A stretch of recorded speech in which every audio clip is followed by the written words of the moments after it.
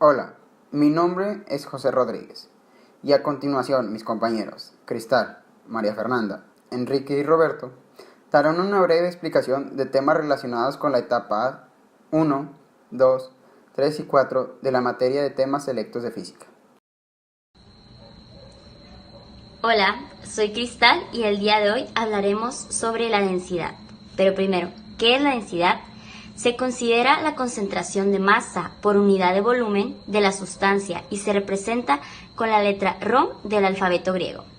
Es muy importante decir que la densidad es una magnitud escalar. En el Sistema Internacional de Unidades, las unidades de la densidad son gramos sobre centímetro cúbico y kilogramos sobre centímetro cúbico. Existen dos tipos de densidades, densidad absoluta y densidad relativa. Iniciaremos con la densidad absoluta. La densidad absoluta es la relación entre la masa y el volumen, y su fórmula es la siguiente: densidad es igual a masa entre volumen. En cambio, la densidad relativa se considera como la relación entre la densidad absoluta de un objeto y la densidad de referencia. Un dato interesante es que si se reduce el volumen a la mitad, el valor de la densidad se duplicará. Ahora vamos con ejemplos. Iniciamos con los ejemplos. En esta parte de aquí tenemos una tablita con algunas densidades. Por ejemplo, el aire tiene una densidad de 1.29, el hielo 0.18, hidrógeno 0.09, etc. Ahora diré dos ejemplos que podríamos utilizar o que se utilizan en nuestra vida cotidiana. Un ejemplo de la aplicación de la densidad en la vida cotidiana es el proceso de limpieza del PET, en el cual es más denso que el agua. Durante este proceso, el PET se hunde en baños de agua y los plásticos que quedan en la superficie se barren. Otro ejemplo muy importante es el auto. Es otro de los grandes recipientes para sustancias con diversas densidades, ya que cuenta con anticongelante, aceite para frenos, aceite especial para motor y muchos otros. La densidad de estos hace que sea más fácil su uso, pero el tipo de maquinaria o que facilite su combustión, como los de, en este caso, la gasolina procesada. Ahora, ¿qué les parece si vamos con preguntas? Muy bien. ¿Qué es la densidad absoluta? Es la relación entre la masa y el volumen de una sustancia. ¿Cuántos y cuáles son los tipos de densidad? Son dos tipos, absoluta y relativa. ¿Cuál es la fórmula de la densidad absoluta? Densidad es igual a masa sobre volumen. Esto es todo. Muchas gracias. Buenas tardes. Soy Roberto Ramos y hoy explicaré el tema del calor. Para la física, ¿qué es el calor? En la física es la transferencia de energía de una parte a otra de un cuerpo o entre diferentes cuerpos, en debido a una diferencia de temperatura. ¿Qué es el calor? El calor es energía en tránsito. Siempre fluye de una zona de mayor temperatura a una zona de menor temperatura, con lo que eleva la temperatura de la segunda y reduce la de la primera, siempre que el volumen de los cuerpos se mantenga constante. La energía no fluye desde un objeto de temperatura baja a un objeto de temperatura alta, sino se realiza trabajo.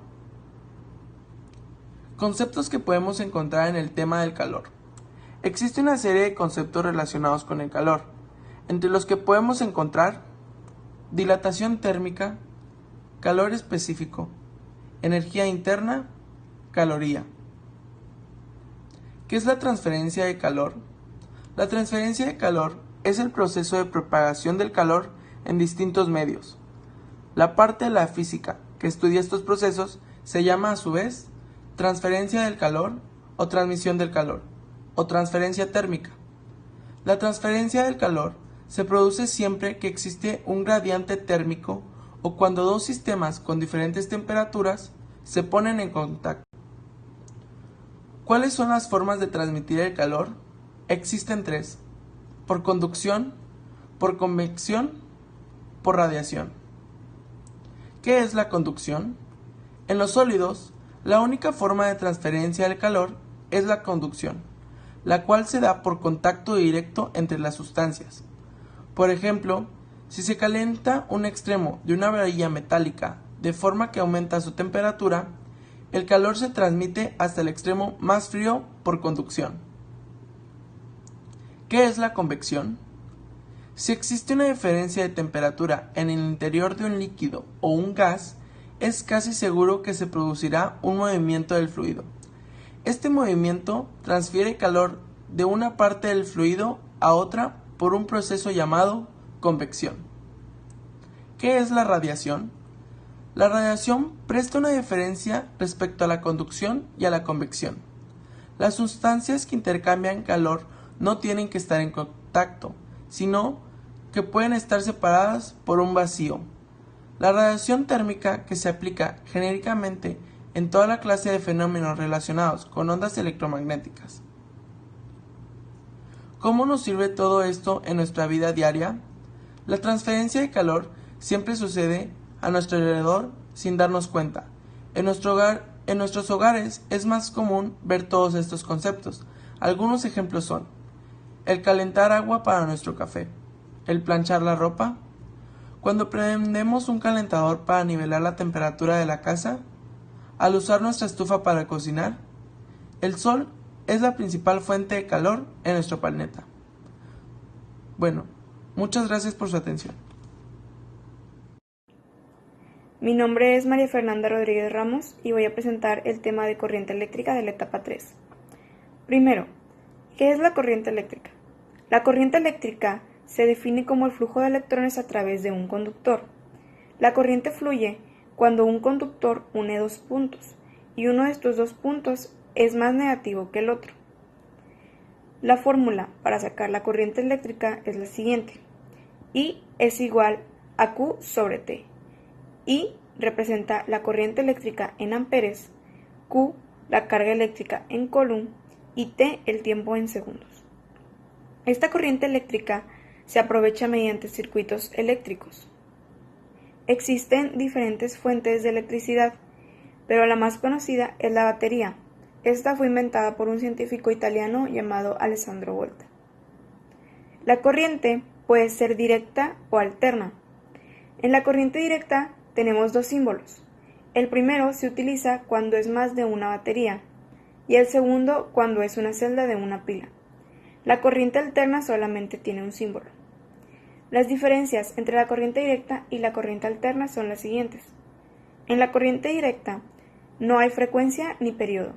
Fluye en un solo sentido. Se disipa una gran cantidad de energía. No daña al cuerpo humano. Es muy caro subir y bajar los potenciales. Es muy cara su generación. Y en la corriente alterna, esta sí tiene frecuencia y periodo. Fluye en ambos sentidos. Es dañina para el cuerpo humano. No consume tanta energía en los conductores. En este es muy fácil subir o bajar el potencial. Es barata en su generación. La semejanza entre estas dos corrientes es que en ambas es necesario aterrizar los circuitos. Hola, buenas tardes, mi nombre es Enrique Salazar y hoy les hablaré de los dispositivos ópticos. Los instrumentos o dispositivos ópticos procesan las ondas de luz con el fin de mejorar una imagen para visualizarla y así determinar propiedades y características de un objeto o imagen. Por tanto, son de gran ayuda. Aquí tenemos unos ejemplos, los cuales son una cámara y un proyector. La cámara es un dispositivo utilizado para tomar fotografías.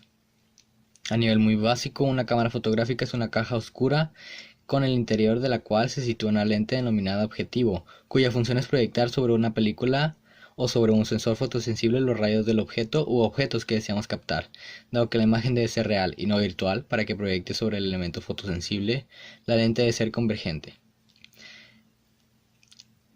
El otro ejemplo aquí es un proyector. Su origen data de 1646, cuando el alemán Atanasio Kirchner pintó una pequeña figura en un vidrio, colocó delante de esta una lente convergente y una fuente luminosa detrás. De esta forma proyectó sobre una pantalla la figura dibujada. Aquí nació el proyector y su funcionamiento actual. Consta de un proyector con un sistema iluminador que produce la intensidad suficiente para iluminar la película. El condensador, que es un sistema óptico de lentes y espejos que cumple el papel de concentrar los rayos luminosos sobre las películas.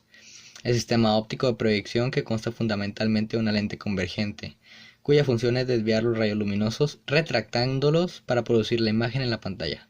Es todo con mi explicación. Le agradezco mucho por su tiempo y nos vemos en el siguiente proyecto.